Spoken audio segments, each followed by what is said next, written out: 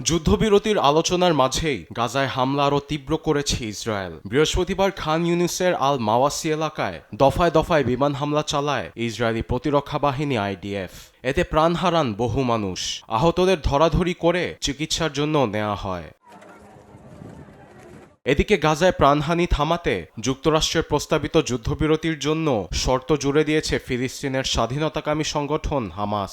নাম প্রকাশে অনিচ্ছুক হামাসের এক উচ্চপদস্থ কর্মকর্তার বরাতে গণমাধ্যম আল জাজিরা বলছে, যুক্তরাষ্ট্রের প্রস্তাবিত যুদ্ধবিরতির জন্য স্থায়ীভাবে যুদ্ধবন্ধের নিশ্চয়তা চায় হামাস, কারণ গাজায় দিন দিন ইসরায়েলি আগ্রাসনে ক্রমেই রক্ত ঝরছে ফিলিস্তিনিদের।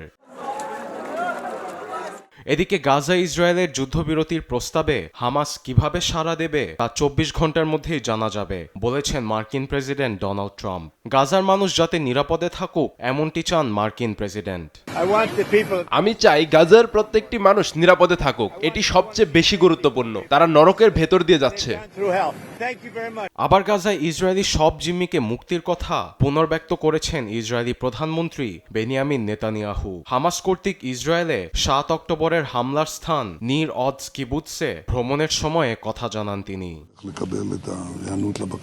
অন্যদিকে অবরুদ্ধ গাজায় গণহত্যা চালানোর জন্য অনাহারকে অস্ত্র হিসেবে ব্যবহার করছে ইসরায়েল। বৃহস্পতিবার এমনই এক বিবৃতি দিয়েছে যুক্তরাজ্য ভিত্তিক মানবাধিকার বিষয়ক সংস্থা অ্যামনেস্টি ইন্টারন্যাশনাল। টানা বোমাবর্ষণ, জোরপূর্বক বাস্তুচ্যুতি, খাদ্য পানি ও ওষুধের সংকট সব মিলিয়ে মানবিক বিপর্যয়ের চরমে পৌঁছেছে গাজা উপত্যকা।